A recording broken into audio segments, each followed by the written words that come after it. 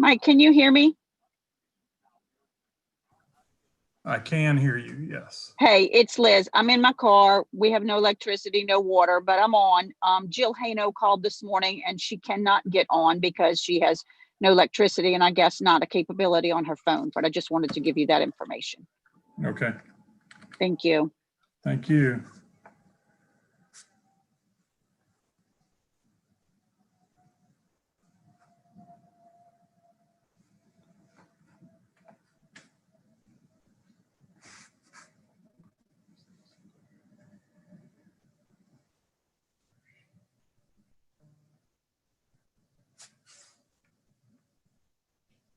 Trying to see if we have a quorum here yet.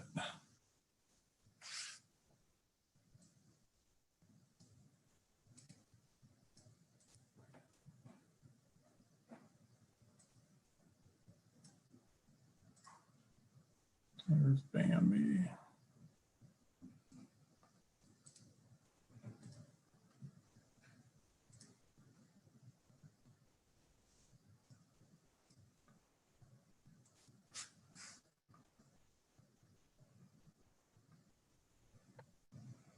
Adrian is attempting to get on, so that's what we're waiting.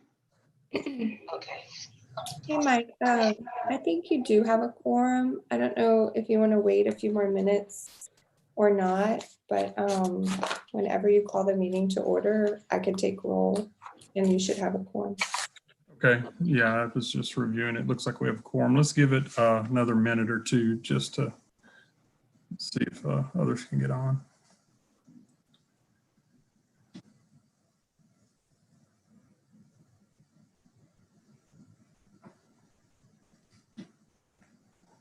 You have the meeting ID right quick. Meeting ID. I had it, but it should have been emailed. You should be able to click that one. That last email has it. You should click it and it should go right into it.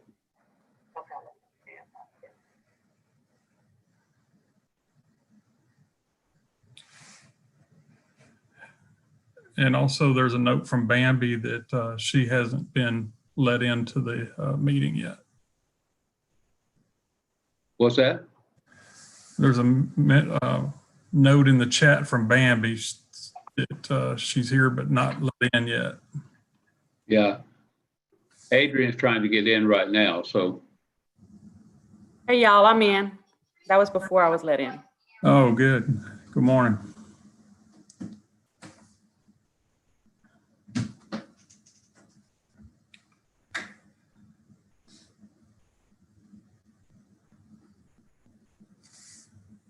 We're going to give it another minute or so to see if Adrian can get online.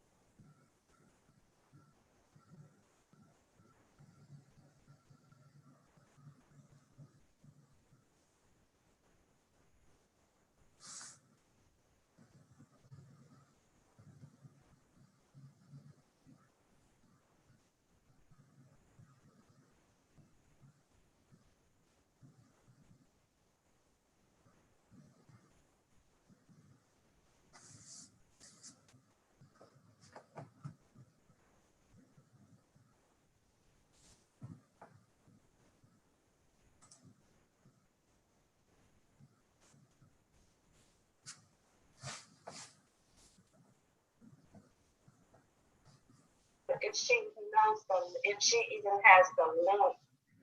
I have a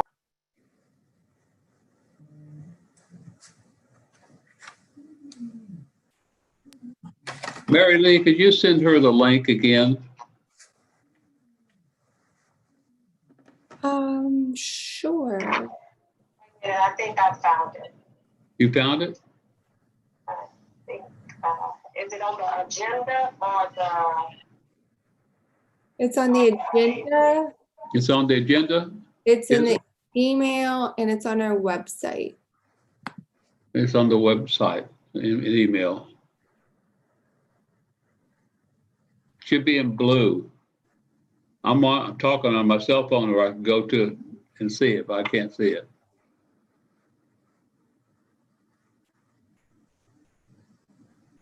Okay, while Adrian tries to continue to get online, let's, it's 9:05, so let's go ahead and get started and call the meeting to order. I'd like to say good morning to everyone. I hope everybody made it through the storm safe. I know we have a couple of people who are with us in their vehicles this morning because they're out of power, and we appreciate you folks being here this morning. It's definitely a task trying to carve out these meeting times and getting everybody with a time that works for everyone. So I appreciate everybody being here this morning. I'd like to begin first by calling a roll. So let me go through the roll for the committee members. Rashad Bristow. Present. Jill Hanno is absent as she has no power. Bambi, are you still here, Bambi? She is. She said she's here. She's having trouble with her volume. You're unmuted, but we can't hear you. So she might try to fix that. Sorry, keep going. Okay. Korhonda. I'm present. Nicole Flores. Present. Selena Gilland, I believe. Gilliland. Gilliland.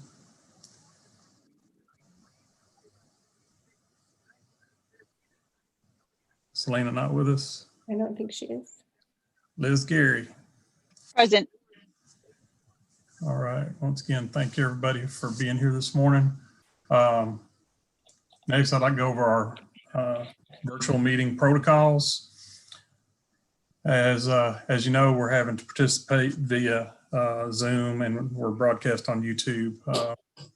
So as we participate, committee members, we ask that you be considered present when they display the live feed video of their face with their first and last name.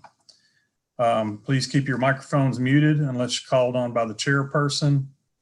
Electronically raise your hand to request the chair, recognize them to speak. I know we have some folks on cell phones this morning, so we might have to work around that a little bit. So try to get our attention if you do need to have something to speak. Once recognized to speak by the chair, the microphone will be turned on, and after speaking, the microphone will be returned to mute. Public comment will be, any public comment submitted during the meeting via any format shall be considered. During a Zoom meeting, they can electronically raise their hand to request a comment, and once being recognized, the microphone should be turned on, and after speaking, microphone returned to mute. And you can post comments relevant to the item under consideration in the chat box. If comments are posted on the YouTube channel, we try to get those as well during the meeting. And public comments of a person's character will not be heard. If the comment continues after being asked to stop by the chairperson, council staff may be instructed to end the meeting. The chairperson notify the executive committee when this occurs. So the council chair will seek guidance to determine if it's legally appropriate to redact or share the video of the meeting on the council's social media. So that is a brief overview of our meeting protocols. And now I'd just like to go around and have everybody introduce themselves, and just to keep that in order. When I call your name, if you could just give a brief introduction of yourself, I would appreciate it. Of course, my name is Michael Billings. I am a parent of children with developmental disabilities and a executive committee member on the council. And then we'll go to Rashad. Good morning. My name is Rashad Bristow. I'm a parent of a child with a disability, autism spectrum, self-advocate, and I live in Mansfield, which is in the Shreveport area. Thank you, Rashad. Bambi?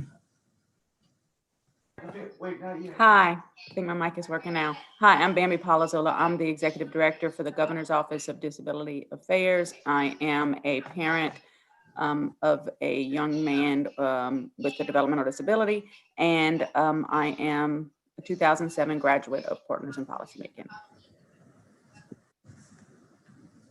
Thank you, Bambi. Karanda? Great morning.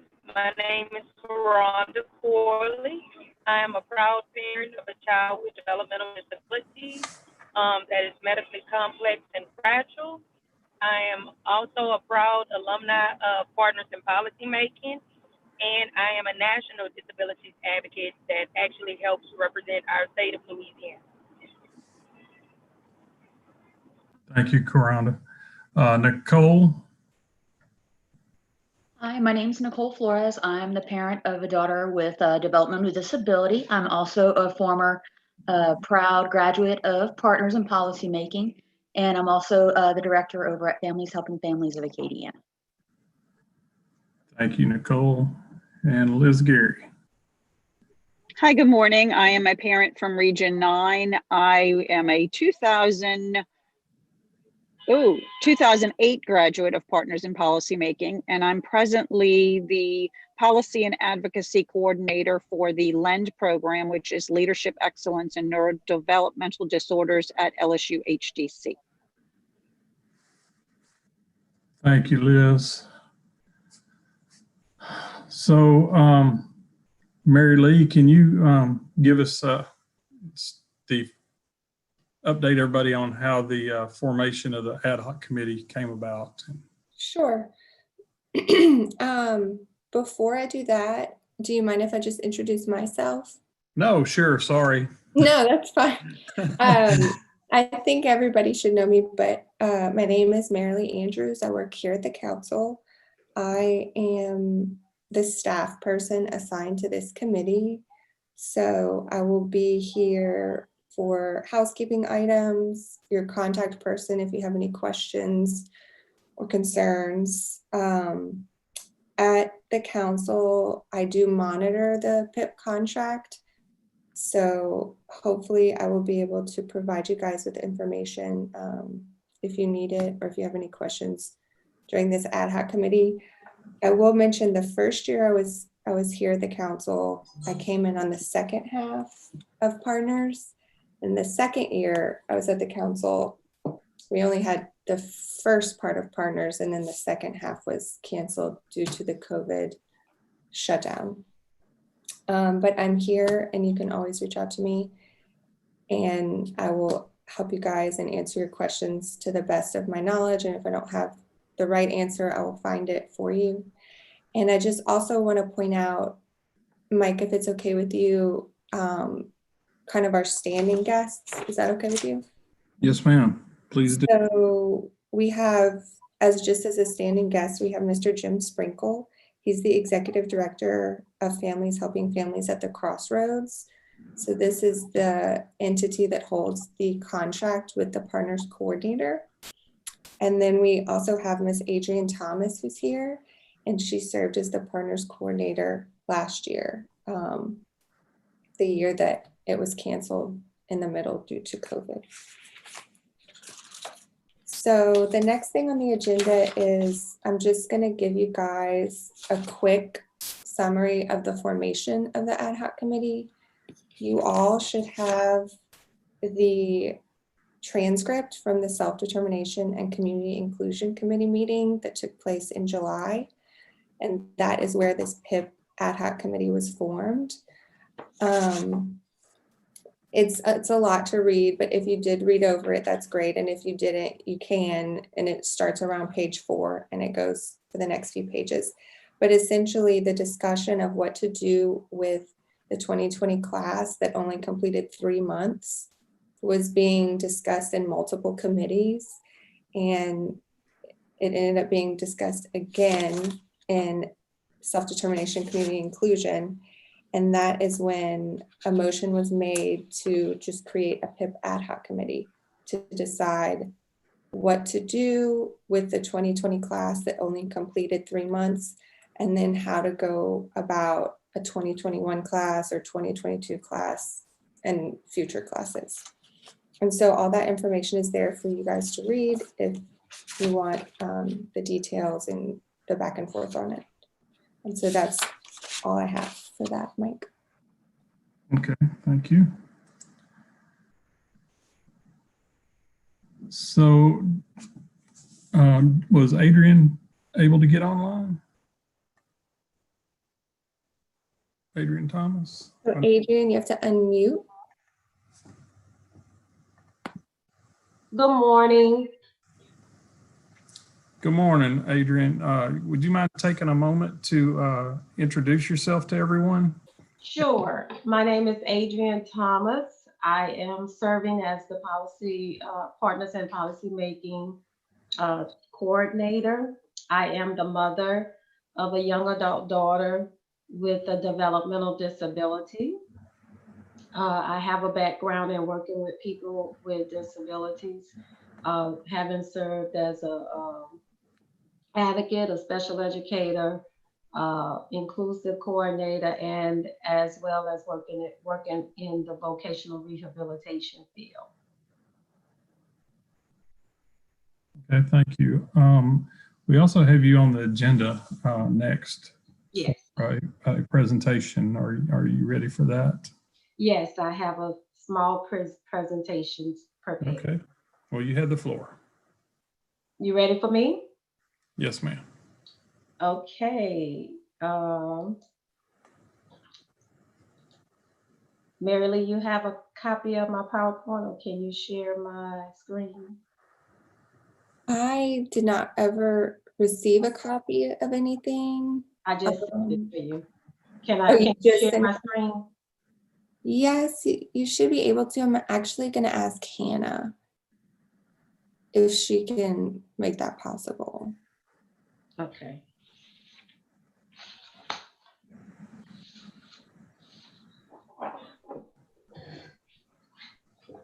Our behind the scenes staff members who work magic on Zoom. And it's okay if she can't, I can just go I think you should be able to, because you're in here as a panelist right now. So at the bottom bar, there's like, do you see that green arrow that says share screen? Yes. There you go. Can you see my screen? Yes, we can. You might want to zoom it in a little bit. Zoom it in.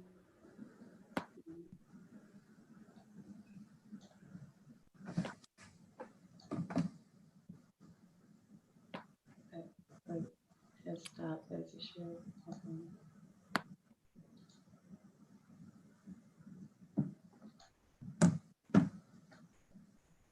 Okay, can you see it? Yes. Okay. So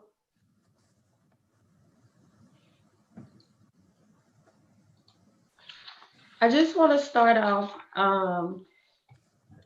I briefly read some of the information that was forming the ad hoc committee, as well as the information that was provided to me by the former Policy Council Partners in Policymaking coordinator. Thank you, Ms. Leah Scary, as well as Mary Lee Andrews. So what I have is the first, this first slide just shows how the Partners in Policymaking has been implemented since Louisiana has adopted it. The Louisiana Developmental Disabilities Council has adopted since 1993, which is the year that I have on record. So phase one, and I'm calling it in phases. So phase one is 100% statewide recruitment, statewide group in person. And this is traditionally the preferred format that was approved by the Louisiana Developmental Disabilities Council. Phase 2 is the regional format. At some point, this was approved alternate format. The regional format is the approved format when the minimum required applicants by recruitment and selection has not been met. So for reference, there are 2 approved formats for implementation. So since 1993, or since 1997, that should say 1993, with the exception of 2016, there have been 500 individuals that have graduated from the Partners in Policymaking program. And of this number, the top 3 regions of graduates have been Region 9 with about 19.8% of the graduates, Region 2 with 14.2%, and Region 10 with 12.4%. The region with the least amount of graduates is Region 8 with only 4.4%. I want to go to, this is how it looks. These are all the numbers where it shows that Region 9, which is St. Livingston, Tangipahoa, St. Tammany, this is where most of the Partners in Policymaking graduates are coming from. Region 10 is right in here. I'm not sure if you could see me with my mouse. There was about 3.2% of the graduates that were not placed in a regional area. Now, one of the things that I also wanted to note that of the 500 graduates, the record indicates that 378 were identified as parent, self-advocate. Of this number, 74% are parents, 25% are self-advocates, and 1% were identified as both parents and self-advocates. So when we come to our 2020 pandemic emergency, just as Mary Lee stated that she came in on the second half of her first class, and then her second class ended with the pandemic. Well, I came in on my first class, and we went to 3 months, and then it was ended. So, of course, the pandemic emergency came, and at some point on September 8, 2020, trying to find out what other states were doing, I sent the email to all of the Partners in Policymaking coordinators throughout the United States that was listed on the Minnesota's website, who actually holds the trademark for the Partners in Policymaking program, and just reached out to the other coordinators to see what was going on. So I introduced myself, of course, and what you see in front of you is how that email went. That, greetings, I hope this email finds you well and safe. I introduced myself. I kind of gave a background of how I became the coordinator in December 2019. And facilitated my first class in January 2020. And then, of course, by the time we got to the March session, we were shut down, compliments of COVID-19. I gave an introduction of myself, which I have given you, but it's also listed on here about me having a young adult daughter with an intellectual disability, and that I have a background in rehabilitation, counseling, social work, and special education.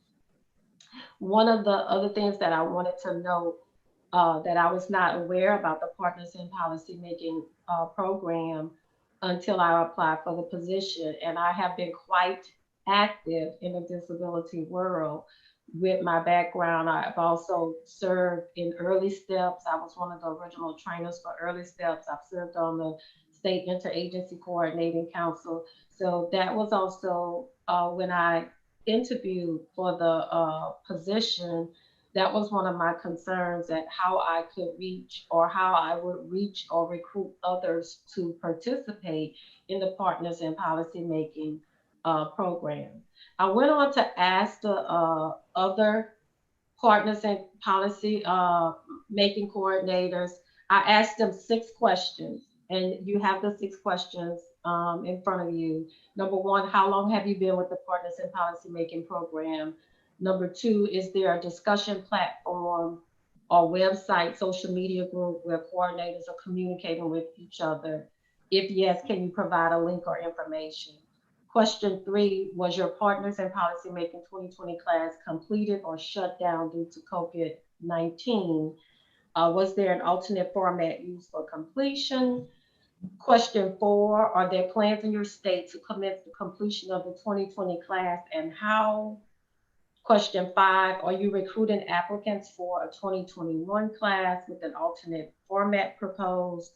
And question 6, have you ever partnered, recruited, enrolled, interned, and or other with an inclusive program in higher education? If so, please describe. And that question was pretty much asked because of the national efforts in programs being developed for young adults with developmental disabilities in higher education programs, to see how others may be interfacing with those programs. So based on some of those responses that I received, I have recommended 3 additional phases for the Partners in Policymaking implementation rollout. And so phase 3, these phases can be determined. There's a formula that is set, and that formula pretty much aligns itself where the leader of our state, just for example, if the leader of our state says we're in phase 1 or phase 2 in this pandemic effort, then this implementation rolls out, gives the opportunity to say that we can identify in being in phase 3, phase 4, or phase 5. So the additional phases of implementation will be 1, phase 3, where you determine whether or not you want to start regional or virtual, not both, but regional or virtual, and then have in-person format as well. So that may be, you might be regional or virtual for all of the sessions except for maybe 3 sessions. So that might be the first session, then maybe in person, the session at the state capitol, and the graduation. So there are pretty much like 3 of those sessions that may be in person. Phase 4 would be a rollout of 3 phases: virtual, regional, and then in person if possible. And that in person may only be for the graduation. And phase 5 is when you determine that you have to be 100% virtual. And so that means, where are we now? Based off of where we are in the state and what is going on in the country and the world, where are we? I would say that we are at a phase 4, which is virtual, regional, and in person. And why am I saying that we should start off in a virtual, region, in person? We are there because here are the 2 main concerns, advantages and disadvantages. Number 1, the pandemic concerns when it comes to families with individuals with disabilities. All of us on this call, or the majority or a great percentage of us on this call, have individuals in our home that have disabilities. Some of us have underlying conditions, and we want to know, is it really safe to meet in person? There's always going to be that concern. Is it really safe to meet in person? And then another concern, should the 2020 class be combined with 2021? So the concerns and advantages in that area is where we are now. It's October 29, 2020. In reviewing what my former Miss Gary has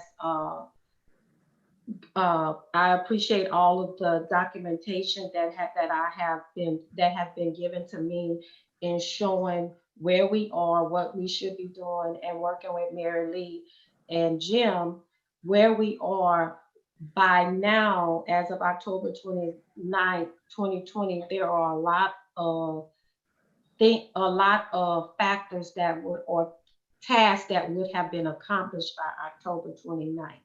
So the question would be, do we have a great opportunity to effectively recruit and select a 2021 class with it being October 29th? Now, that can be done. That's up for grabs. That also could be, can we go back and look at some of the other past participants that were maybe selected as alternate participants that did not get to participate? And then another concern may be the cohesiveness among subgroups. Just by working with the class of 2020, this group has already formed bonds, formed just as any other class may have. You know that if you are a graduate of the Partners in Policymaking class, you have a cohesiveness bond with the group of people that you participated with. Not only do you have a cohesiveness bond with that group, you may have subgroups of people who, and that doesn't necessarily mean subgroups by region. It could be subgroups by personal personal attributes that you have in common that you just really form bonds with. And the class of 2020 has formed those cohesiveness bonds, even though they've only met 3 months. They are constantly on the Facebook group together.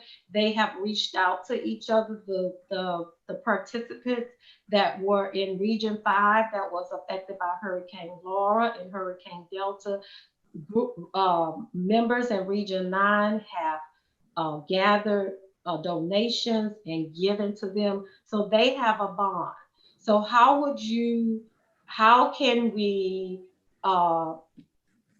have two groups and not have a divided class by combining two groups? Well, I'm not saying that can't be done, but one of the most effective ways to do that is to go back and go into a virtual format in phase 1, where you bring this group or these two groups together virtually. And then once you roll out a virtual format or platform of bringing these two groups together, if the choice is to combine 2021 with 2020, bringing them together virtually, and then bringing them together regionally. So when those 2020 Region 9 and the 2021 Region 9 have an opportunity to meet together as a region and then work together as a region, even if it's with something that's a common goal or a common task in that region, and then bring them together in person, where you could have a successful graduation or a successful activity with how does the legislative work. And that's what I have. Do you have any questions? We do have one hand raised now, which is Bambi. Bambi, you have the floor. Is it Adrian? Yes. Okay, I want to pronounce it right. Thank you for the thorough presentation. I have a question. It was either slide 3, 4, 5 in regards to the number of parents and self-advocates, not that map. Just one. There. At the bottom, it says the record indicates 378 identify as parent, self-advocate, or both. Mm-hmm. Everybody should either be a parent or self-advocate. Everyone should be a parent or self-advocate. However, I have, can you see this? Yeah, I've seen that spreadsheet Okay, in the so past. when I print out all of the spreadsheet, Mm-hmm. there's a line that says parent or self-advocate, and I don't know if you can see that. Yeah. Well, if it doesn't have an indication, that means I have to go back. So the number 378 are those that have been identified. Right. Okay. Got So it. I'm not going to present numbers that I made up or assumed. Okay. So until I go back and identify that of the 100 plus participants as parents or self-advocates or both, I'm only going to present the numbers that I have accurate count of. Okay. That makes sense. Okay. My other question had to do towards the end of the presentation, and I don't know if this will go on into other parts of the discussion, or maybe I think that is part of the purpose of this meeting is, and I'm not on this committee that looked at this, but I don't think that based on like now we're almost in November, we haven't selected a class for 2021. So I don't see how that's even possible to that recommendation of combining two classes. Like it seems like it's too late in the game to pick a 2021 class. So wouldn't like the best option be to somehow get that 2020 class during 2021? Basically, they would be the 2020-2021 class, some way that we can figure out to get them through the process. Hopefully the risk are reduced at some point in 2021, and we can figure out some way to get that class, through their completion of the program. Okay, so I'm going to answer you politically. Okay. If you don't mind. I'm just the coordinator, so I cannot determine whether or not we have a 2021 class. I have an opinion, but I'll reserve that opinion for myself. However, my goal is whatever is decided to make the best solutions possible for adequate implementation. Does that answer your question? Yes, ma'am. And I think that probably that part that I just stated is really more targeted towards the council members and their decisions.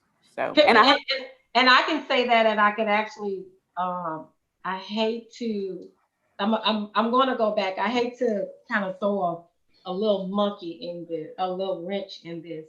We can go back to the class of 2021, and I have my records. I'm gonna just go off the top of my head, and then I'll clarify it later. I think originally there was 22 participants selected. Just trying to see if I have it in this file. I think it was originally 22 applicants selected, and then on the first session in January of 2020, there were 17 that were actually participated. So that class had 17. I'm trying to find my records quickly. There were actually 17 that participated. And from there, on the March session, there were 3 absences. And then on the contract, there's a notation on the contract that if you missed the first session or the March session, that you would not be able to continue with the program. And so there are 3 people in that March session that actually possibly had COVID and did not attend. So my questions or concern would be more of allowing those 3 participants to restart with their class and continue versus adding a 2021. But once again, you allowed me to slip out my opinion, and I was trying to reserve it. No, thank you. I think we definitely have to make concessions because of all things that happened in 2020. And I have some other questions, but I think it's not appropriate at this time. So I'll just reserve that till maybe later. It'll be appropriate in the agenda. So thank you. Okay. Thank you, Bambi. I have a couple other hands raised Okay. again. Karanda? Karanda, you have your hand? Yes. Yes. Thank you, Mr. Chairman. Ms. Adrian. Yeah. Up in this class, what's the racial ethnic background breakdown for this class, as well as what's the number of self-advocates represented in this class? That's my first question. Okay. Give me 1 second. I have all of those numbers. Let me, I can tell you right now, just off the top of my head, there were 4 advocates, self-advocates. There were 4 self-advocates out of the, do you want the percentages or do you want just the numbers? The number and percentage. Okay, I have that in a previous, I can get that. I have it in a previous report, but I can tell you it's 4 self-advocates, and I can give you those numbers. 4 self-advocates, which would be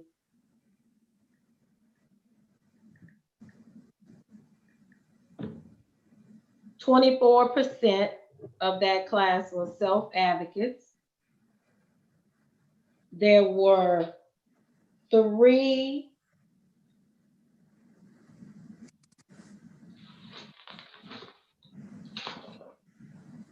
males, which is a minority in the partners class, which is 18% were males. Adrian, do you want me to read that? I have it pulled up right here. You have it? Yeah, thank you. That's what I was looking for. I couldn't find my report on it. Yeah. So Bambi will remember this. I'm not sure if anybody else was on the selection committee for the 2020 class, but the selection committee met, I think it was in October, and we selected, or that committee selected the participants. And then from there, I created a demographic representation of the selected applicants. So what I'm about to read you is the breakdown of the applicants that were selected. And as Ms. Thomas mentioned, some people dropped off along the way. So those numbers would have shifted. And I can actually just share my screen. Give me 1 second, guys.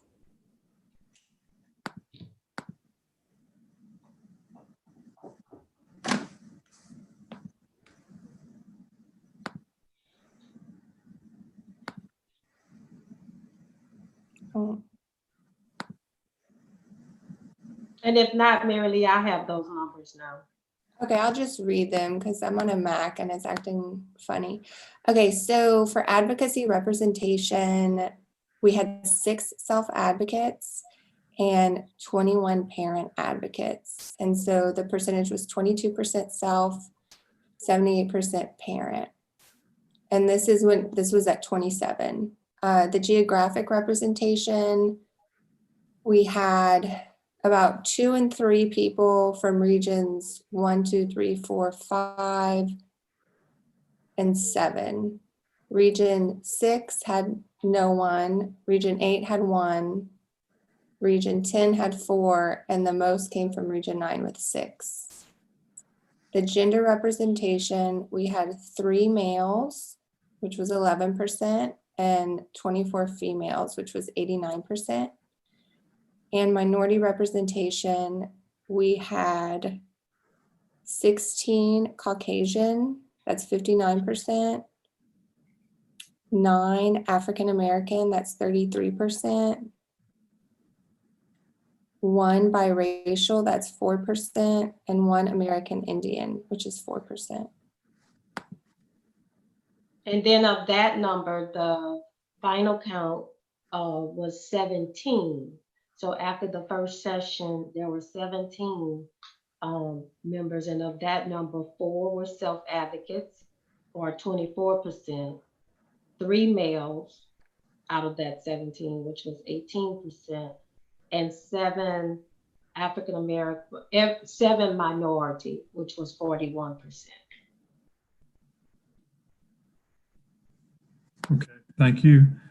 Just as a brief little housekeeping, I know some of us have to step away or put our cameras, get off the camera for just a moment, but please try to keep your cameras on so we maintain a quorum. Also, Selena sent a message that her power's out and cell service has been pretty bad, so I don't know if she's online yet or not. And then as far as, let's see, next with their hand raised is Nicole. Go ahead, Nicole, you have the floor. Thank you very much. Karonda actually asked one of my questions about the diversity and the ethnicity and self-advocates. Another thing I'd like to be considered and to ask is, based on the 2020 class, of those, how many have been displaced due to hurricanes at the time? And then part of that consideration would be, because if you're even considering in person, what is the availability of any kind of spaces, especially hotels that are filled with evacuees from Laura and possibly Delta still? Okay, there were 3 2020 class members that was in the Region 5 that was greatly affected. Of that number, of those 3, only 1 person indicated that they were at that time that they were still displaced, and I think they were working on getting back in their home. The other 2 had been able to get back home.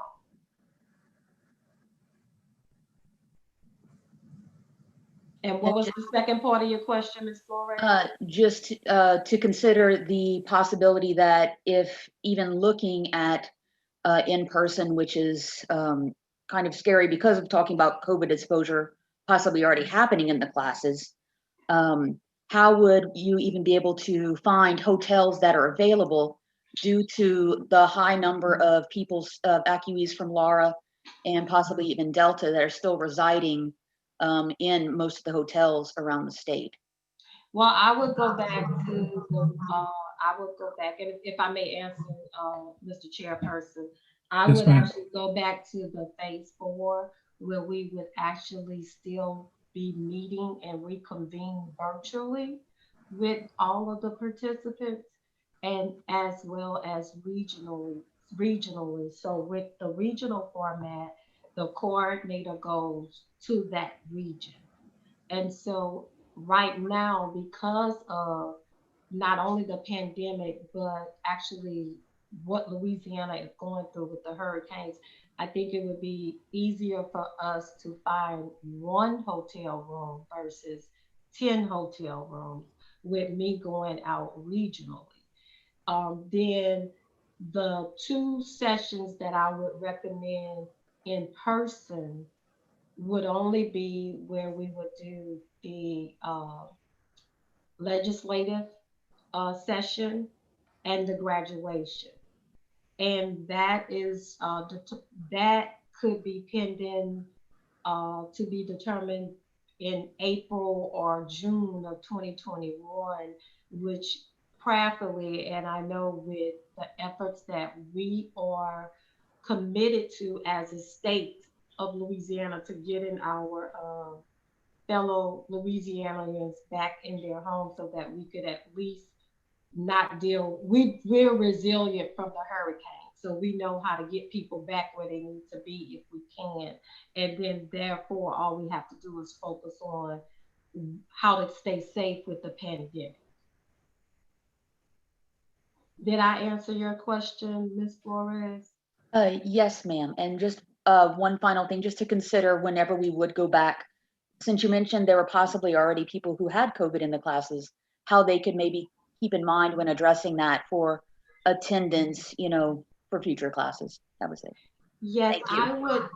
I would be asking Mary Lee, Andrews and Mr. Jim Sprinkle to please consider allowing me to get Partners in Policymaking mask as one thing, so that we could, you know, just to extend our efforts at being safe. As an educator, I am also an administrator for a small private school. And so I've been working with the Department of Education as to how to keep our students safe. And I would want to extend those same measures with our Partners in Policymaking class, that some of the efforts we go through to keep our kids at school safe, I would want to do the same for our Partners in Policymaking class. Thank you.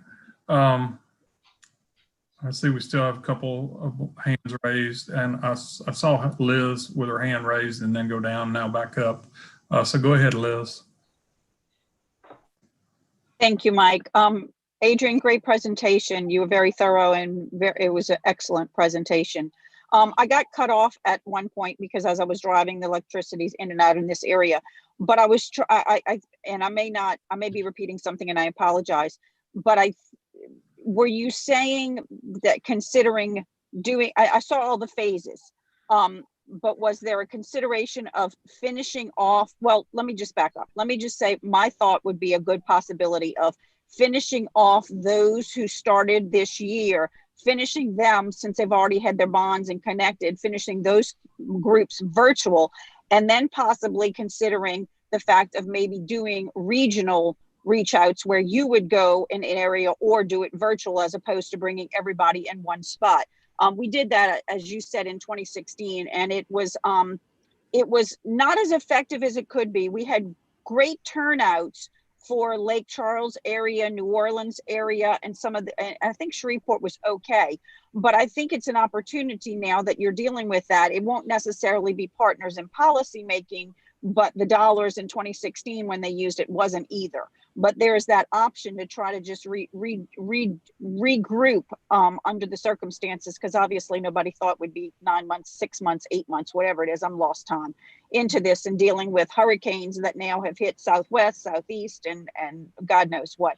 But that's just a thought, is that letting the class finish virtually since they have had the bonds, and then also just maybe moving forward next year. I don't think personally you have time to create a whole nother class, knowing that normally it ends in September. I can remember September it ends. October, we made sure everybody was still interested. By November, we were already having packets created and they were submitting back. And by December 1st, everything was in place, ready to go, hotels, packets, everything. So you're definitely on a crunch time, and that would be probably very difficult to move forward with a whole new class next year. As Mr. Chairman, may I ask? Yes, ma'am. As I said before, yes, Liz, you've actually shared my opinion that I reserve to keep to myself because I, as the coordinator, I just carry out the charge. And you also stated when you went out that is the desire to, I think that was around my slide 8, where we would start virtually and then the regional, if possible, by June, to possibly have an in-person graduation. And if we could not have an in-person graduation, I have been working with some other groups that have creatively done video presentations all around the country. So I have some great ideas. If the powers that be say, let's not meet in person as a whole group at all, I have some, I think I have some creative ideas where we can have, they can have the same hoorah that all the previous classes have had. Thank you. I think I'm only the chair of this committee, but I think that it's important that we kind of guide our direction. And maybe we need to decide on the class of 2020 and then the class of 2021/22, whatever that's going to be. Or I'm going to leave that up to y'all, but we need to figure out how we're going to guide the conversation, and maybe Mary Lee can help us with that. I do see Karanda has her hand raised again. And Karanda, if you have another question, you have the floor. Thank you, Mr. Chairman. Yes, Ms. Adrian, I have several more questions. My first question is, if you're going to do it virtually, what accommodations are you going to put in place for individuals with low incidence disabilities, such as individuals that are visually impaired, individuals that use switches, etc.? What type of accommodations and modifications would you be able to provide if you go with the virtual option? Number two, in the event, considering that hurricane season does not end until December, what kind of changes and accommodations would we have to make if we were to go forward with it, considering right now we didn't change this meeting date, and Hurricane Zeta has affected a large number of people in this state. Hurricane Laura, Hurricane Delta. So I'm just trying to see what accommodations would we put in place, or if we have state emergencies such as hurricanes that were to affect them. Also, are we taking into consideration that individuals, parents of children with intellectual developmental disabilities are still having to educate their children virtually as well as work virtually from home? So what type of accommodations will we provide for them in order for this class to actually graduate? So that's my first thing. And then two, have we even spoken to this class to ensure that they want to continue and that they would actually be able to successfully continue to go forward with this class if we were to say, let's move forward in the next few months? Okay, Mr. Chairperson. Yes, ma'am, go ahead. Okay, so I think I have all of your questions, and I'm going to attempt to answer all of them, noting that just because I reply with an answer doesn't mean that's what actually is going to be voted on to happen. Okay, so number one, in regards to the virtual platform for self-advocates and visually impaired and other disabilities included visually impaired.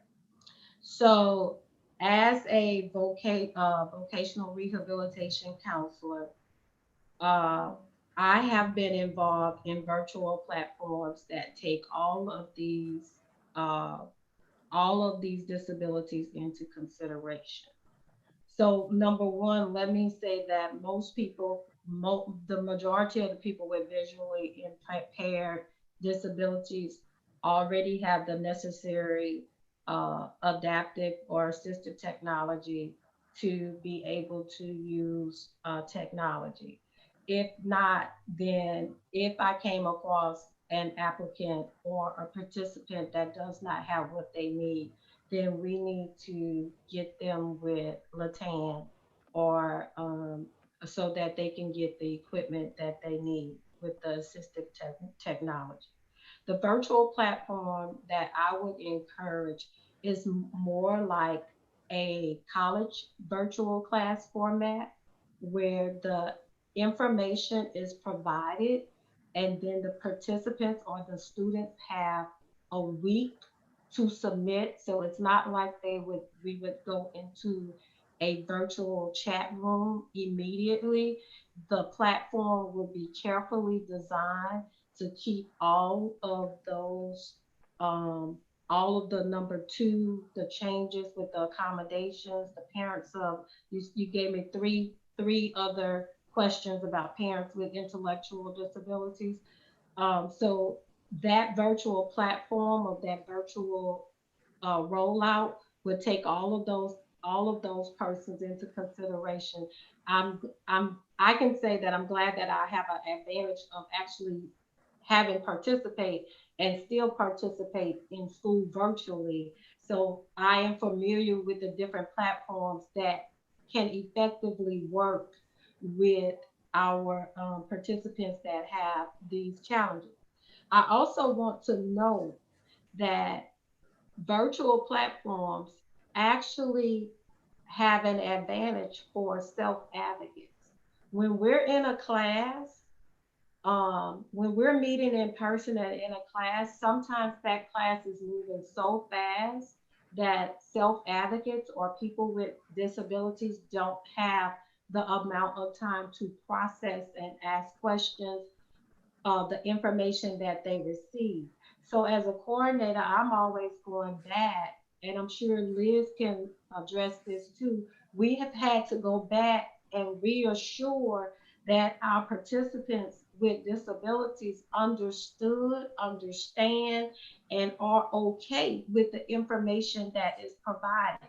We have to extend efforts to make sure that they are actually included. I mean, I've been in, even though I've only had 3 in-person classes, I have actually been in situations where I have moved the self-advocate and just kind of partnered them with a parent without a disability and just say, make sure they're being included. And so when you kind of step back into a virtual platform, they have all the comfortability in the house. I myself, my daughter has an intellectual disability, and she can operate on her computer and in a virtual platform and in social media better than she can in person, because she also has a speech impairment. So when she would be struggling to talk to you, to tell you what she's trying to say, if she had her computer and her iPad, she can quickly respond to you better than she can when she's in person. So I think it would have some benefits for our participants with disabilities.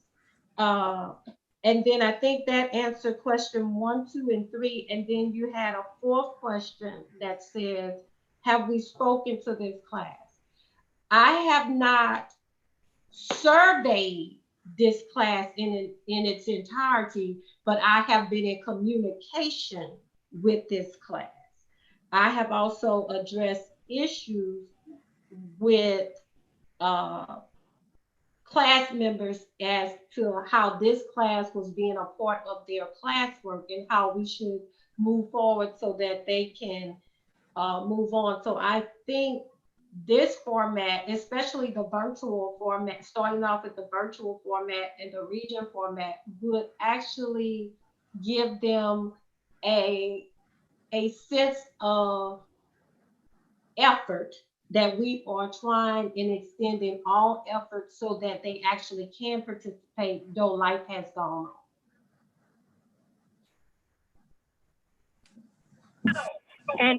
And thank you so much. And my other question is, how many English language learners do we have represented in this class?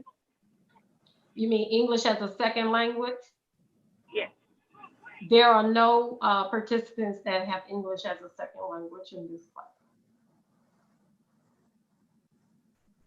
Okay, and when you said that we have people that are identifying as self-advocates as well as parents of children with disabilities, are we identifying them as self-advocates accordingly by the Federal DD Act?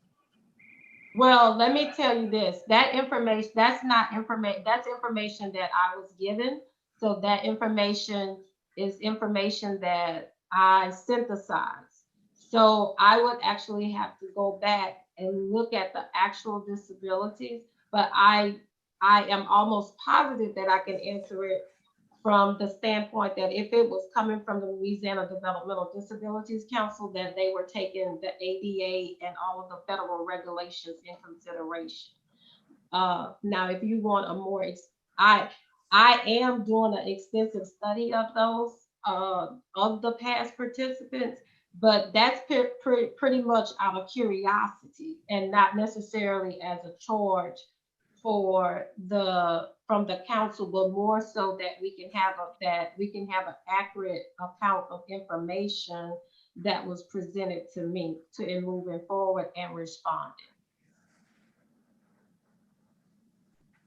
Okay, and Mr. Chairman, if you don't mind, I would like to make a motion for us to actually have a full breakdown provided not only to the full council but to the public, showing the breakdown by region as well as by alumni of racial, ethnicity, as well as self-advocates, as well as English language learners, so or English as a second language, so that we can see for future classes how we can actually encourage a more diverse and inclusive partners in policymaking class.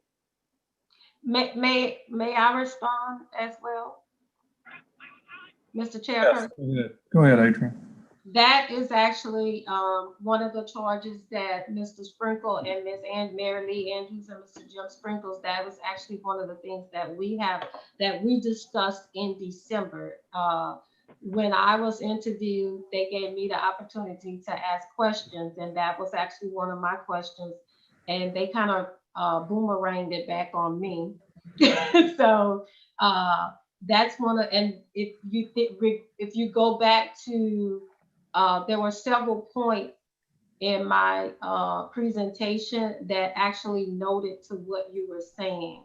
One being that as an advocate of individuals with disabilities, as being involved in organizations like Early Steps and the Voc Rehab, I had not heard about partners in policymaking until I applied for the job. That's one of the things we want to change. Number two, as I noted in that area, the number of self-advocates that was reported out of that 378, 25% were self-advocates and 74% were parents. We want that number to raise up to be even or higher. And then actually in the other numbers that were presented with the males and the minorities, we want to increase those numbers too. So if you think about where we are, and this may get into a different type of debate or a different type of discussion, but there's a concern that when individuals with disabilities graduate from high school, they go into this world of unknown. And so because there's a disconnect between the Department of Ed and outside of, after you graduate from high school, what do we do? So there is an effort, the efforts and the initiatives of higher education institutions of creating programs for individuals with disabilities. And I think that it would be an awesome effort if partners in policymaking target these programs that are helping students with disabilities to have a college experience, that they actually also experience what else to do within your adult life. And as adults, we are greatly affecting policies and advocating for others. And I think these programs should also interface. So as far as the information is there. Like I said, I was given this information from as a record of what Ms. Gary was doing. But you also have to remember we're two different people. We look at numbers different. And she may be able to pick up the spreadsheet and automatically call off, whereas I was just picking up the information. And some people are numbers people, and some people, it just depends on how you want to look at the information. Do you want to look at the information from a quantitative standpoint or a qualitative standpoint? And that information could be presented either way. But the charge is that it's almost like the glass full or the glass empty. We can sit here and talk about whether or not it's half full or half empty, but the point is that we have water and people are thirsty, and we want to get that water to those people. Thank you. And so I'm just going back to Karanda's comment, and just to clarify, so it sounds like both as the PIP coordinator and as the council with Mary Lee, that we are going to be tracking the demographics a lot more in depth than we were. Am I following that right? Or do we need to go back to actually putting forth a motion to do so? So I can answer that a little bit if you would like. Yes, please, Mary Lee.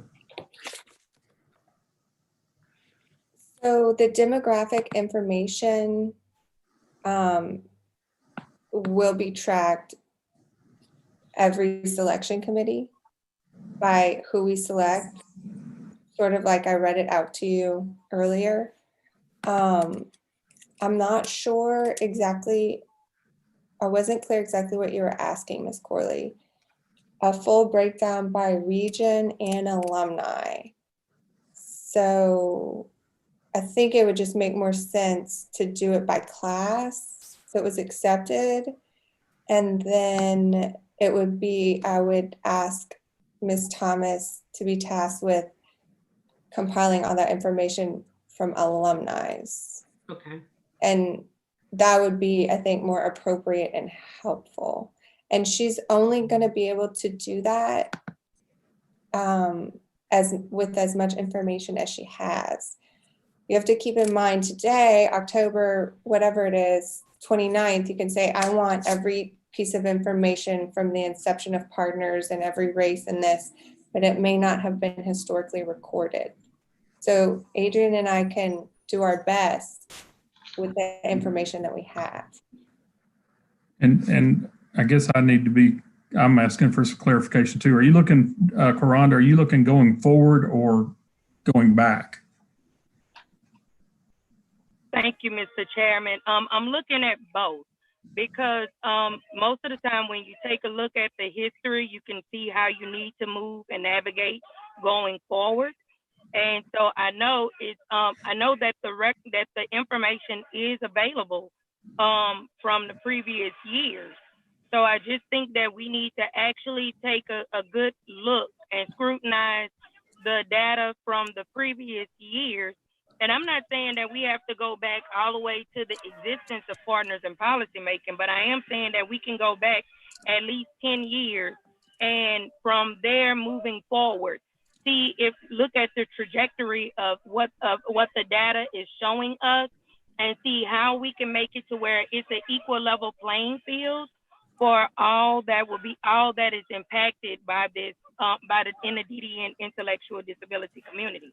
So I think that what I'm saying is we need to look at that information so that we can actually have it correctly reflected moving forward on how many individuals we have enrolled in our partners in policymaking class that are English language learners or English as a second language, how many we have that are self-advocates, and how many that we have that are parents of individuals with disabilities, and how many that we have that are just lay people that are working in the industry of working with individuals with disabilities.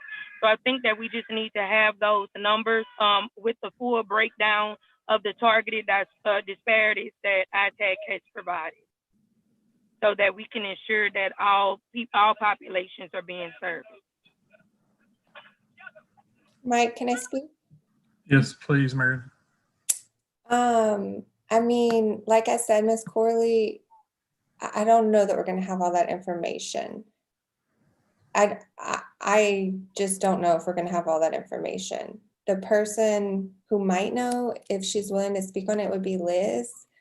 I saw her shaking her head earlier on the camera, so I don't know if she has any thoughts on that she wants to share. She's nodding. He should be able to help us if there's Because Liz did this for almost like a decade. So you have to just unmute Liz, I think.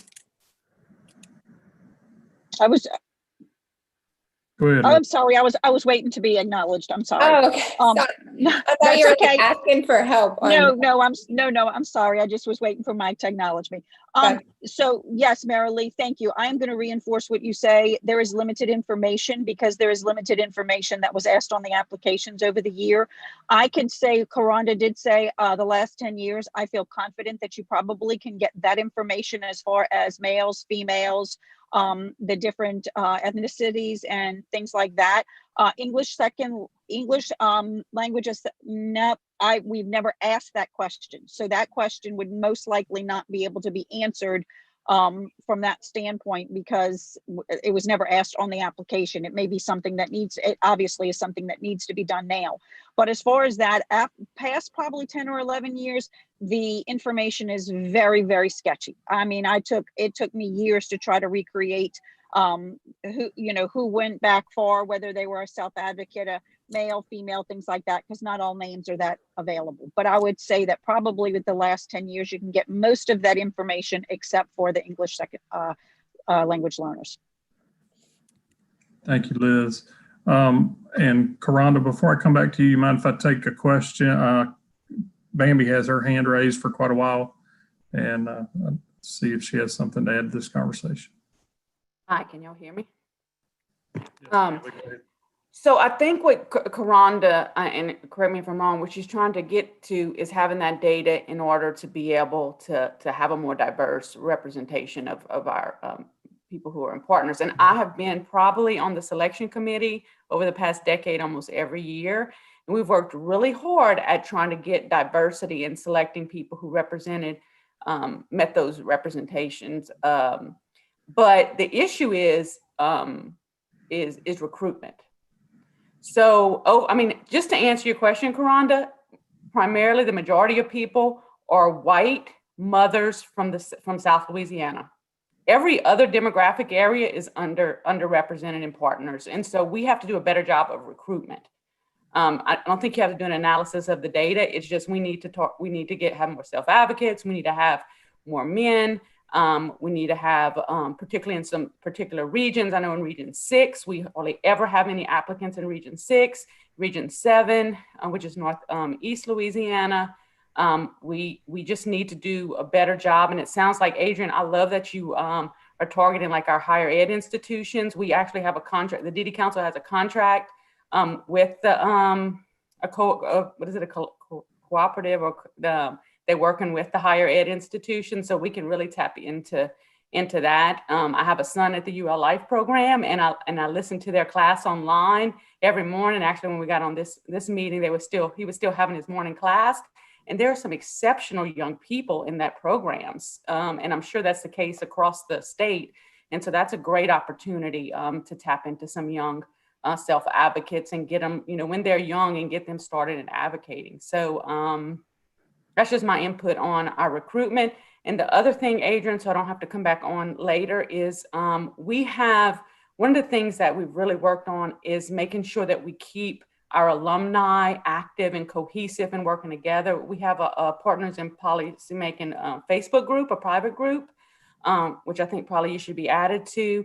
And that has over 100 probably of our alumni. And so that's a way, I don't think that needs to be your job. It really needs to be the alumni's job to stay active and encouraging, but you also could be a part of it in providing information. And I think it could help out, because that's an important thing. We invest so much money through Partners in Policymaking in each person that's a graduate. And we have to make sure that they continue, that we're getting a return on our investment through this program. That's all my comments. Thank you. Thank you, Bambi. So, Karanda, you, I don't know if that answered your questions or if you still want to put forth a motion. Thank you, Mr. Chairman. So now I would like to change my motion and have the motion where the motion is that we look at the data to see if we can actually identify those targeted disparities that I mentioned beforehand. But if I need to mention them again, I can. And going forward, that it is a question on the application as on those targeted disparities so that we can track that information, and that we form a committee to actually help with recruitment in those targeted areas. That's my motion. Can I ask a question, Mike, so that I can record this? Yes, please. Rhonda, can you please list the targeted disparities so I can type it into the motion?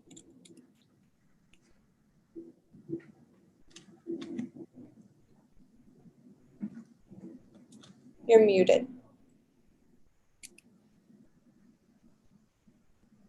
Mr. Chairman, do I have the floor? Yes, ma'am. Go ahead. Okay.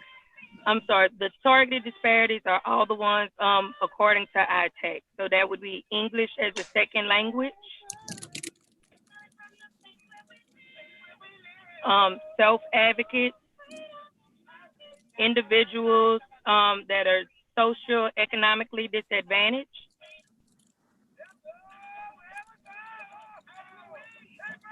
racial ethnic minorities, rural or urban area,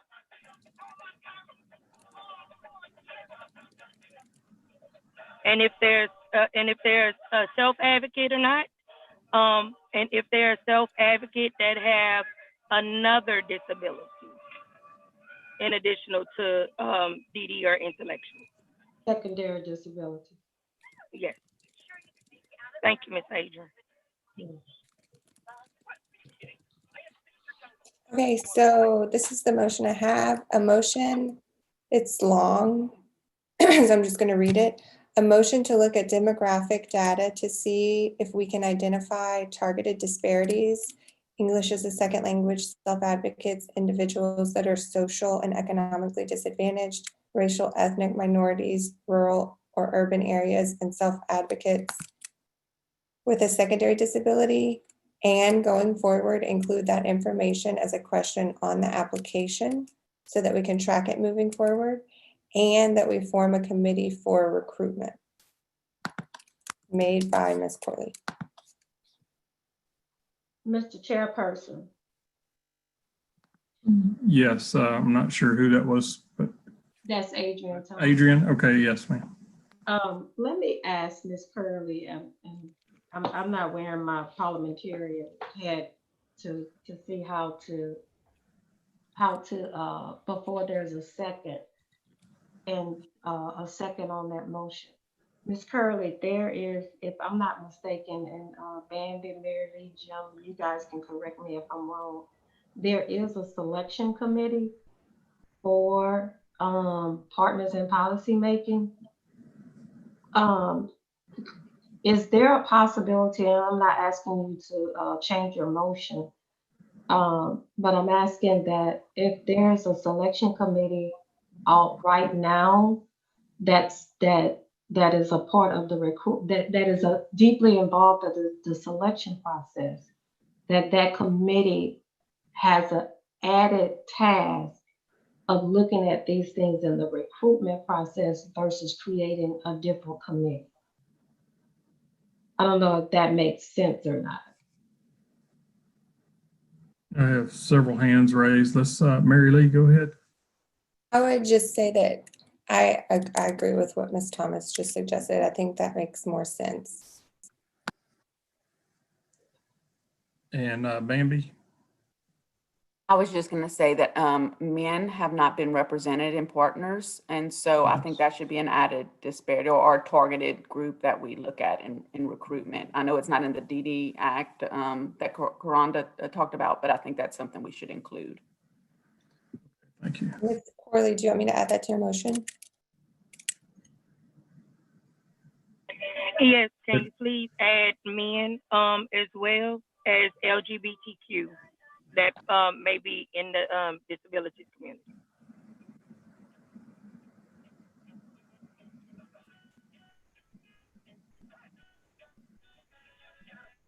Okay, and just to clarify, do we still want to try for a separate committee, or? I see Liz has her hand raised, Mr. Chairperson. I'm not sure. She's raising it on video and not necessarily. Go ahead, Liz. Go ahead, Liz. Thank you, Mike.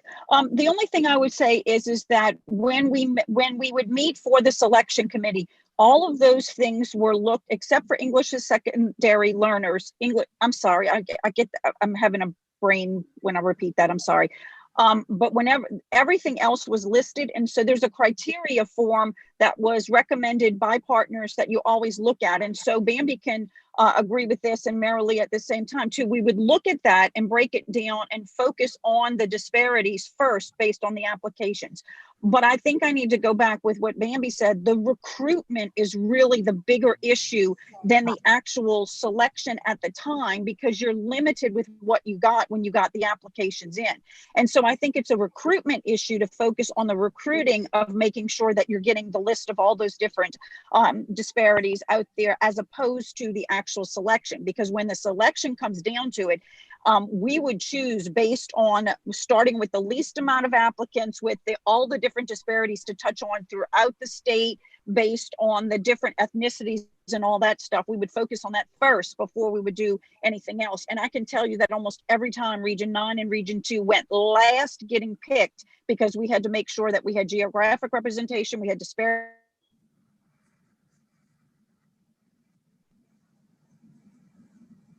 things that you're requesting listed on the application, so that you're able to also know. Because I think the rural and urban, the only thing you can know from a rural and urban would be based on where the application came from. So if you knew that something came from, you know, a little town outside of something, because I had to look up a lot of these towns to see what region and what parish they were in. I think that's the only way, unless you specifically ask the question on the application as to those, to be able to really tap into making sure that you have all the disparities other than, you know, the ethnicity, other than male or female and self-advocate or a parent. So, Ms. Curley, going back to your motion, as stated before, I think the concern is the recruitment process. And that's one of the things that I was discussing earlier, as far as looking at the history of the recruitment process. A lot of the recruitment process is very standard, whereas it goes on the department's website. It may be passed through the Families Helping Families. So one of the recruitment strategies that I would suggest is being able to promote the Partners in Policymaking program more to those underserved communities that you are speaking of. So go. So thank you, Adrian. Marilee? Okay, so I'm just gonna try to pull us back a little bit on track. There's a couple different things going on. We have a motion on the floor. We have a motion on the floor. And Ms. Corley, you haven't said whether or not you want to keep forming a PIP recruitment committee in your motion, or if you want to take it out. So I wonder if you could just answer that one thing first. Yes, thank you so much, Ms. Andrews. And I would like to keep the recruitment committee in that motion. And I would like to make sure that these. You muted yourself right in the middle. I'm sorry. My phone had cut out at the moment. I wanted to make sure that those targeted disparities are questions that are listed on the application as well. Okay, so what I'm gonna do is I'm gonna read that motion Please. and then we'll see if we have a second. A motion to look at demographic data to see if we can identify targeted disparities, English as a second language, self-advocates, individuals that are social and economically disadvantaged, racial ethnic minorities, rural urban areas, self-advocates with a secondary disability, men, and LGBTQ. And going forward, include that information as a question on the application so that we can track it moving forward, and that we form a committee for PIP recruitment. So that's the motion. Mike, I don't know if you want to take it from here. Okay, so we have a motion on the floor from Coranda. Do we have a second?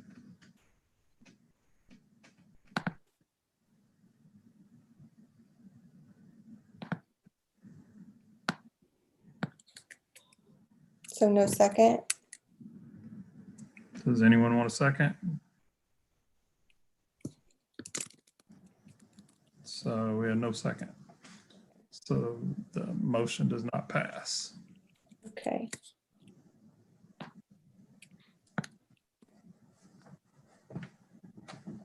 I think Ms. Flores is raising. There was a question about clarification in the chat about the motion. I wanted to make sure that was addressed before anything. For the socially disadvantaged, would that be self-identifying as socially disadvantaged? From Lillian Dejan, just a point of clarification. Does this motion specify the questions will be added to the application regarding if the applicant is a part of the targeted disparity? I.e., do you consider yourself to be socially disadvantaged? So are they going to be self-identifying as socially disadvantaged?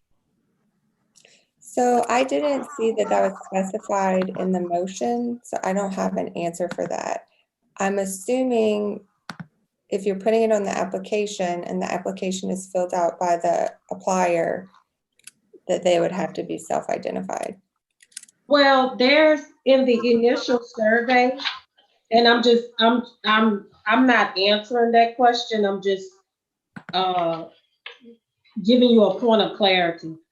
In the initial survey,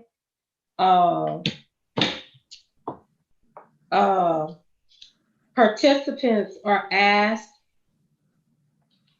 a few questions, 10 questions, well, several questions. And 1 being gender, 2 race or ethnicity, 3 age group, 4 is their place of residence, which is urban, suburban, metro area, city, town, rural.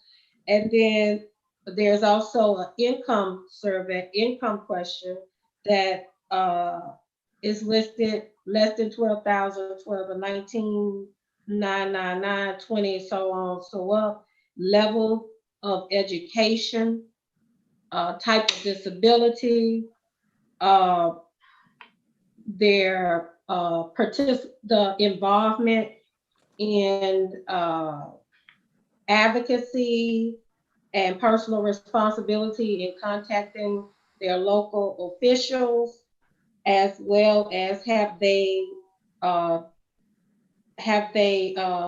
any type of advocacy work by letters, phone calls, or office visits. So there are, this initial survey covers 14 questions, and I think some of your concerns were hit in those 14 questions in the initial survey. Thank you, Adrian. And we're actually over on our time right now, just a little reminder of that. And that motion never received a second. So unless someone is planning on making a separate motion, then we'll move on with discussion. I see Liz has her hand raised. What I was thinking, Mike, thank you, is what about a recommendation for Adrian to reach out, since she had already reached out to the other coordinators? What about a recommendation to reach out to the other coordinators and speak with them to see how they go about ensuring that the disparity, or even reaching out to Colleen Wick at the Minnesota, where Partners is done. Also, there's the handbook that might have recommendations as to how to go about getting that information. The other thing is that there's plenty of applications, and I think they might be still saved on your computer, Adrian, where I had gotten other applications from other states, and we're comparing them because we've redone the application several times. So I'm wondering if I need to make a motion on that, or just a recommendation that she researches that information, because I think if you get that information on the application, then you'll be able to have that information and push it with recruitment, and then also the selection will be even more broader with those questions being answered. So Mike, is that something that we can just do as a recommendation, or do we want to make that as a motion? But I think that would be a good one to move forward. I'm not saying we don't need to still look at some of the information from the last 10 years, but at least going forward, look at that avenue to see how it appears on other applications in other states. Right. I see Mary Lee has her hand raised, so let's get her input. So it's 10:36. We spent a lot of time talking about this. I think Liz's comment is a good segue just so that we can remain productive. Why don't we jump down to future agenda items? And I would recommend putting what Liz just said as a future agenda item, and that can possibly be Adrian's homework. And then on our next meeting, it will be on the agenda. And then I would suggest quickly opening up the floor to see what else we want to put on our agenda for the next meeting. And I also want to note that, so it's October 29th, and what we're really tasked with is making recommendations to the council on what to do with the 2020 partners class and how to do a 2021 class, or maybe not, and then a 2022 class. And nothing can really even be decided until January, when this committee, its chair Mike, presents to the full council its recommendations, and the council can approve it or not approve it. So I think we should keep that in mind and kind of try to move forward with future agenda items while still taking into account the concerns we have here with diversity. I agree. And let's go ahead and open the floor for the future agenda items. And as Mary Lee stated, we need to really work on a determination of that FY class of 20, what we're going to project forward for them, and then, Partners Policymaking classes going forward. I only want to put a year on the ones going forward because we don't know whether that'll be a 2021 class or 2022 class. But let's go ahead and open the floor, and y'all put your input in there. Liz, you have your hand raised? Yes. Thank you, Mike. Then I would just recommend that we put it on the agenda for next time to make sure we make a decision on about the 2020 class and how we're going to move forward with them. The one thing I think that is, if we decide to move forward with them as a virtual for their last 3 classes, or then having June come, I think what you could potentially have for that one is do like April, May, June, in April, May, and June, since they got through January, February, March, and kind of focus on that, just a possibility, which would still give time for Adrian to plan that if it's approved in January, and then also put on the list to go ahead and move forward with 2021, possibly starting out as regional things for next year. Those are just, I'm throwing out as to put on the agenda. Thank you, Liz. Have any other discussion on those items? I think they would be good agenda items. This is Jim Sprinkle. Could I make a comment? Yes, sir. Go ahead, Jim. I do have a slight concern being the fiscal agent here. Adrian has, as you know, is not being paid at this point because there's no contract.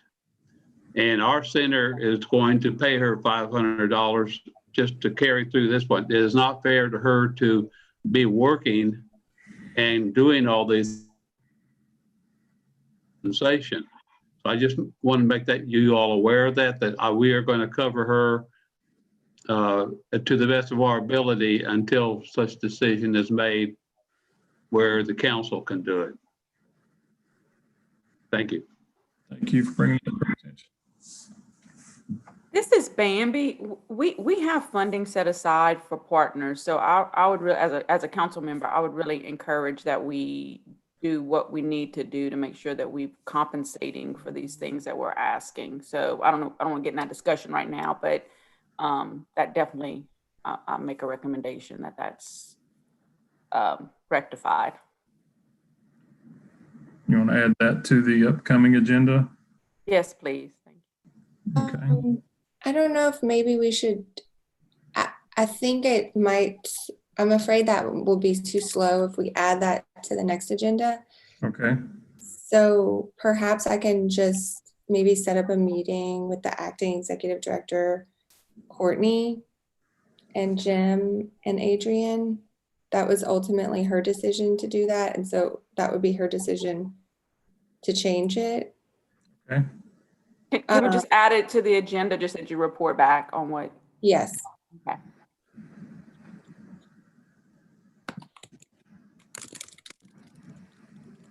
Okay. Anybody else? Karanda, you have your hand raised?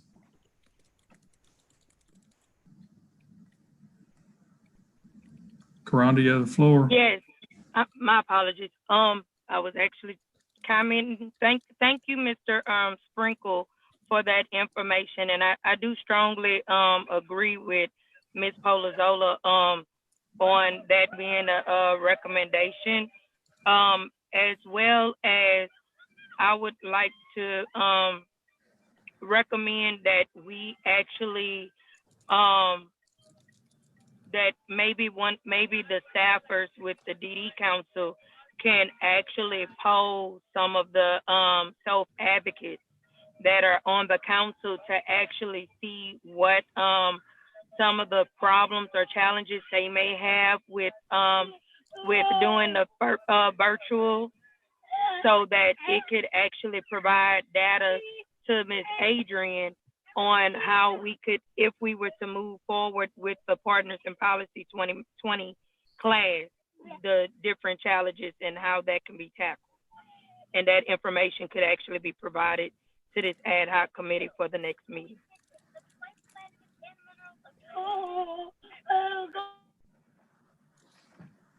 Thank you, Karanda.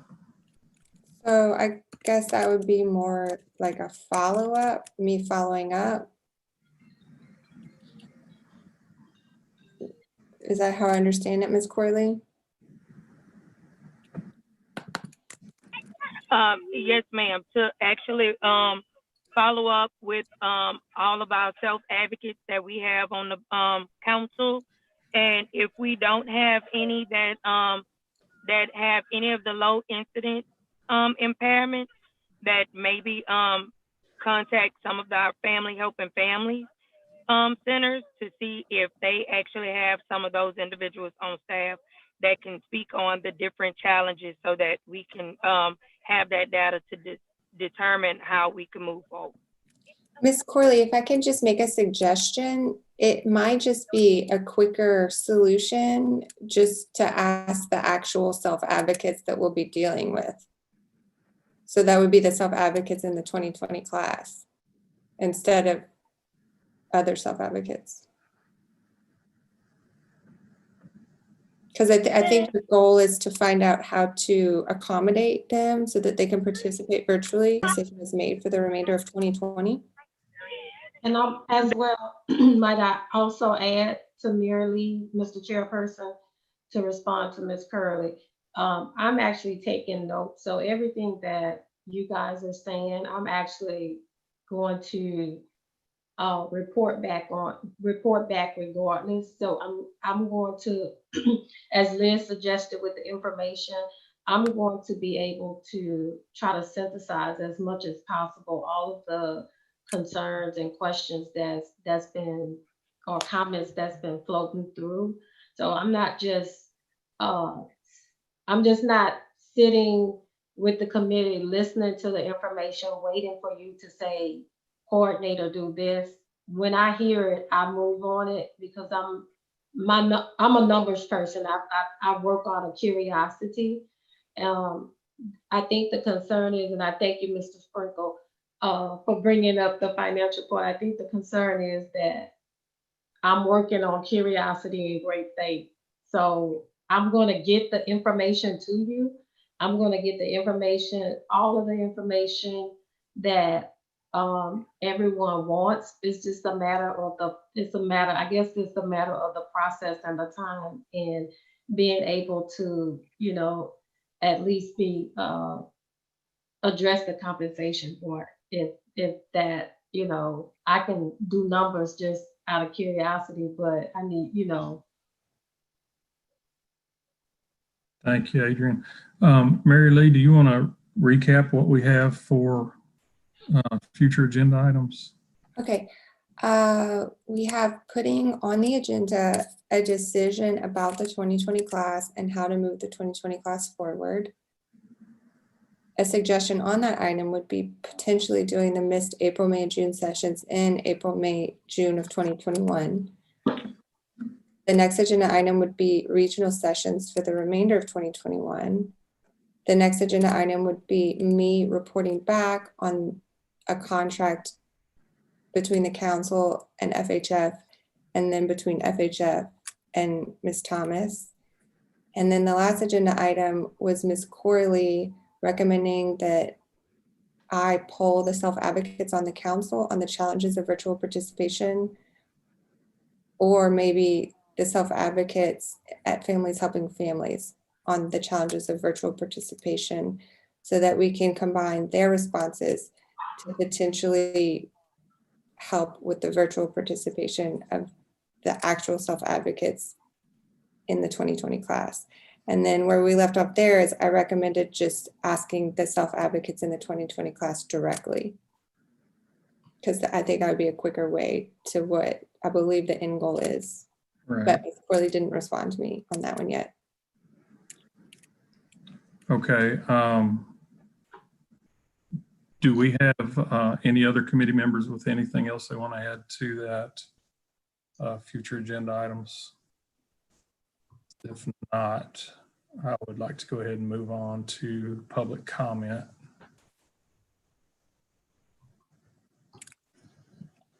Okay, do we have any public comment?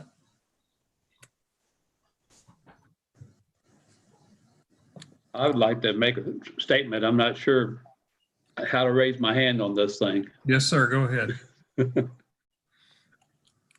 ahead. I would just like to really commend Adrian for the work she's been doing so far. I've been duly impressed. I think Liz probably is too. So thank you. Thank you. Glad to hear. Do we have any other public comment? I don't know if Mary Lee, if you can see any in the chat fields or. Let's see, I see Bambi. Well, this isn't public comment, this is just comments from the council. I'm not sure if they got read. Bambi mentioned compensating via a contract. Liz agreed, Ms. Corley agreed, and then Ms. Gary thanked Jim for sharing that information. And Ms. Brenda Kose just posted a question. I think that's Ms. Brenda Kose. It says B. Kose. LADDC staffer Andrews, what is the link or document with current demographics of partners in policymaking class? Thanks. So I can post that on our website. It was just kind of an internal working document that we shared with the committee that made the selections. And then I shared it with the full council at the following council meeting. But I can certainly share it with you if that's what y'all would like. And Ms. Kosei also asked questions about when the transcript will be available. Hannah Jenkins on council staff said they will be available on our website as soon as the transcriptionist has it complete. It will be located on our 2020 meetings page. So that's the same page where you see all the meetings. You can register for Zoom meetings there. You can see unofficial meeting summaries, and then you can see transcripts. And I think that's all of them, unless Hannah, do you see anything else?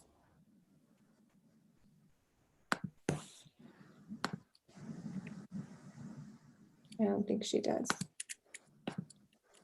So I'll make sure to post that information. Okay, thank you.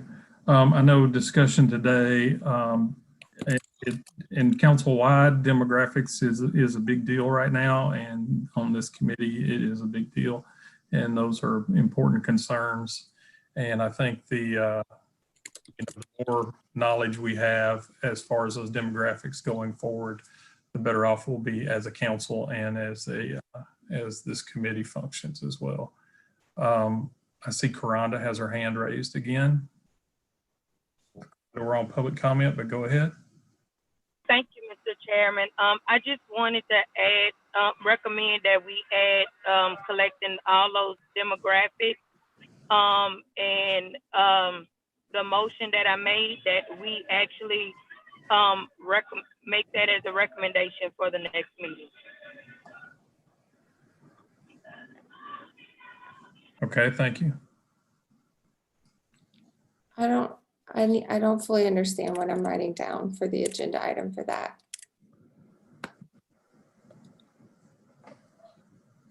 I think she just wants to, and I'm not, Karanda, if you're still able, maybe you can explain it a little better, but I believe she just wants to make sure that we review those demographics, those specific demographics that she outlined. So we'll put on the agenda the demographics from the 2020 selected class to review as a whole. Rhonda, go ahead. I wanted to recommend it that we actually look at not just the demographics for the 2020 class, but that we actually put it on the agenda to look at it for previous years, so that we can see how to move forward with when it's time for a selection for the 2021 or 2022 class. And you can put it as addressing ITAC disparities. Okay, got it. Okay. Thank you, Karanda. Do we have any more public comment?